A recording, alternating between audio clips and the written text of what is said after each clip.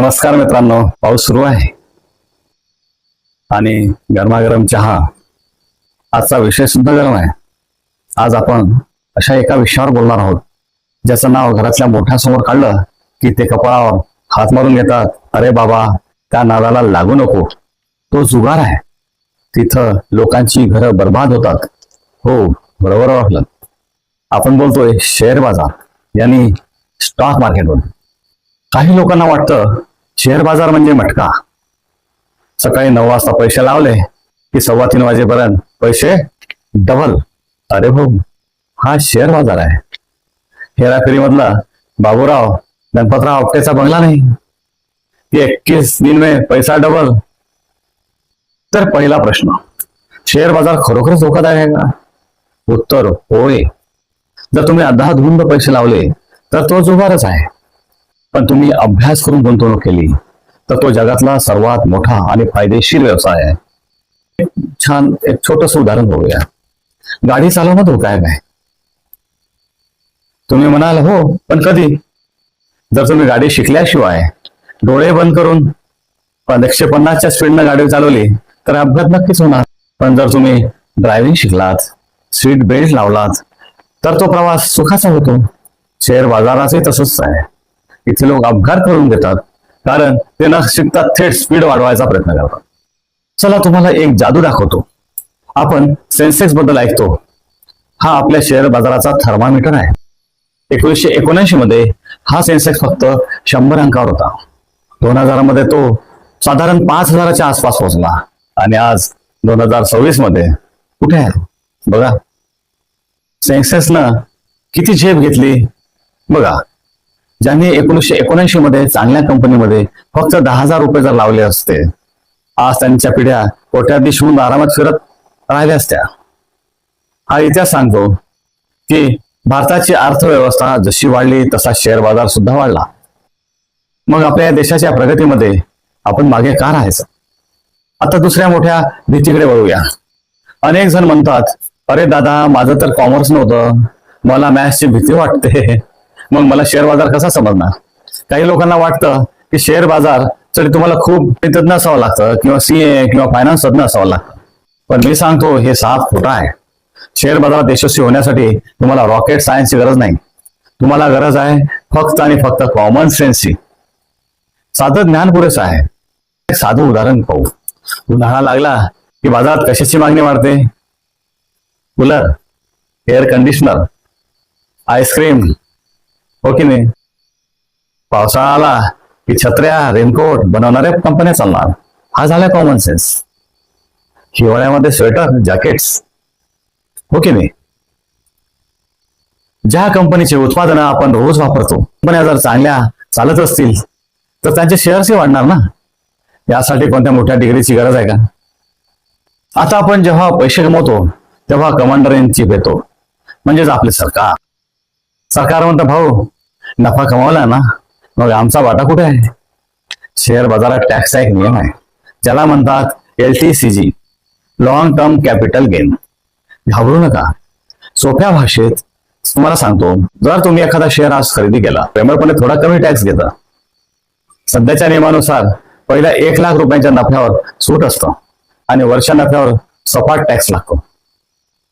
म्हणजे सरकारने तुम्हाला काय संदेश दिला? घाई करू नका, टिकून राहा. बँकेत पैसे ठेवले की आपल्याला काय मिळतं? अर्थात व्याज. मुद्दल तेवढीच राहते आणि दरवर्षी किमान 5-6% व्याज आपल्याला मिळतं. पण शेअर बाजारात 2 फायदे असतात.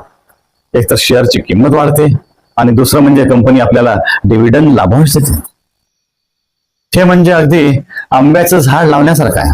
तुम्ही झाड लावता, झाड जसं मोठं होतोय तशी त्याची किंमत वाढते आणि दरवर्षी त्या झाडाला जे रसाळ फळं येतात ना, ती फळं म्हणजे डिव्हिडंड.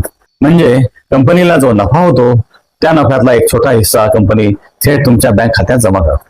तुम्ही झोपलेला असतानाही हे पैशांचे आंबे तुमच्या खात्यात पडत राहतात. चला आता टीव्हीवरचे किंवा वर्तमानपत्रातले काही सरळ शब्द सोपे करूया. हे शब्द ऐकले की गुंतवणूकदार गोंधळून जातात. पहिला शब्द आहे फेस व्हॅल्यू आणि दर्शनी मूल्य.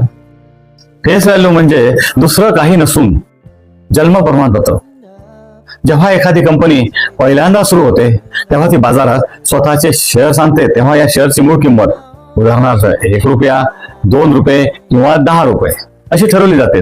बाजारात शेअरची किंमत नंतर कितीही वाढो, पण तिची मूळ ओळख ही फेस व्हॅल्यूच असते. कंपनी जेव्हा डिव्हिडंड जाहीर करते तेव्हा ती याच फेस व्हॅल्यूवर देत असते. दुसरा शब्द आहे प्रोमोटर. प्रोमोटर म्हणजे काय? सोप्या भाषेत कंपनी सुरू करणारा मूळ मालक. पाहुण्यांचा मानपान या सगळ्यांची मुख्य जबाबदारी जशी नवरदेवाच्या बापावर असते, तशीच कंपनी नीट चालवण्याची, नफा कमवण्याची मुख्य जबाबदारी या प्रोमोटरवर असते. जर प्रोमोटर स्वतः प्रामाणिक आणि हुशार असेल तर कंपनी लग्नासारखीच थाटामाटात पुढे जाते. उदाहरणार्थ टाटा साहेब किंवा अंबानी साहेब, अदानी साहेब. आता हे शेअर्स ठेवायचे कुठे? खिशात की कपाटात? पूर्वीच्या काळी 90च्या दशकात शेअर्स कागदाच्या सर्टिफिकेटवर असायचे. उंदराने कागद कुरतडला की तुमचे शेअर संपले. आता तसं नाही.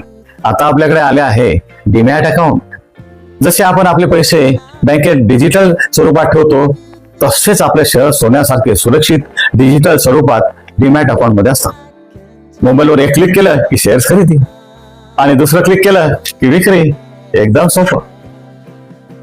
अनेकदा आपण ऐकतो अमक्या तमक्या कंपनीचा टर्नओव्हर यावर्षी 500 कोटी झाला. आपण अवाक होतो, बापरे 500 कोटी. मग आपण डोळे बंद करून त्यांचे शेअर्स विकत घेतो. पण थांबा गड्यांनो, टर्नओव्हर कोटीमध्ये आहे, पण खिशात नक्की काय उरलंय हे पाहावं लागतं. याला समजण्यासाठी आपण 2 शब्द शिकूया, टॉप लाईन, बॉटम लाईन. समजा तुमचं एक वडापावचं दुकान आहे आणि दिवसभरात तुमच्या दुकानातून 10,000 रुपयाचे वडापाव विकले गेले. ही झाली तुमची एकूण विक्री, म्हणजेच top line. P&L, profit and loss statement मध्ये ही सगळ्यात वरची लाईन असते, म्हणून याला टॉप लाईन म्हणतात. आता बॉटम लाईन.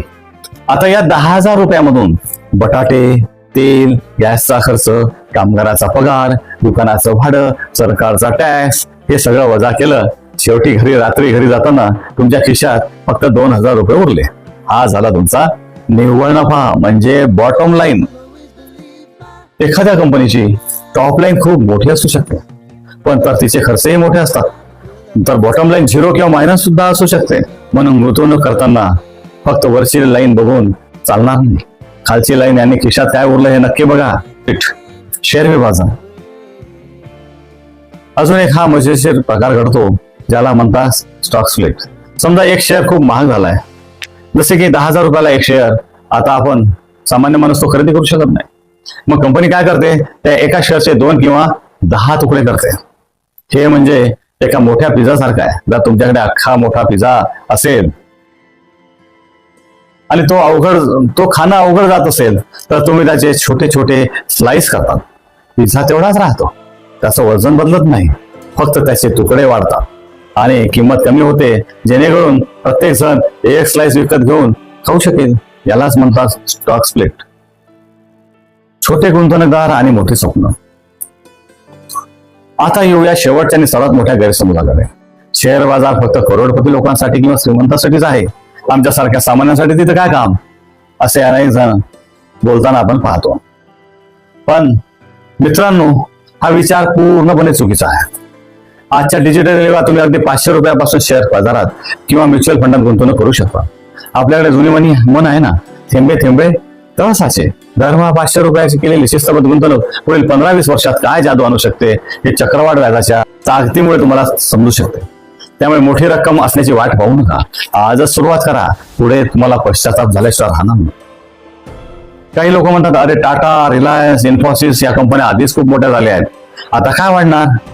आपण एखादी नवीन आणि छोटी कंपनी शोधूया जी एका रात्रीत डबल होईल. हा विचार म्हणजे चालती ट्रेन सोडून रुळावर घसरलेल्या बैलगाडीत बसण्यासारखा आहे. ज्या कंपन्याचा पाया मजबूत आहे, ज्यांनी अनेक मंदी आणि संकटे पचवली आहेत, त्या दर्जेदार कंपन्या नेहमीच तुमच्या पैशाला सुरक्षा आणि चांगला परतावा देतात. हत्ती हळू चालतो, पण तो कधी पडत नाही. म्हणून निफ्टी 50 मध्ये उत्कृष्ट कंपन्या आहेत, 50 कंपन्या आहेत. या 50 कंपन्यापैकी ज्या कंपन्या आज वाढत आहे, अशा ग्रोथ असणाऱ्या कंपन्यामध्ये आपण पैसे गुंतवल्यास आपण कधीही मागे पडणार नाही.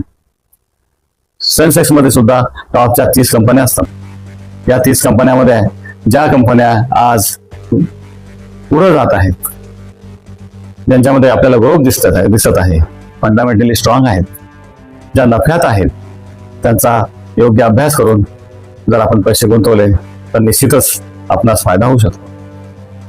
तर मंडळी, आज आपण शेअर बाजाराची पहिली पायरी अगदी हसत खेळत चढलो आहोत.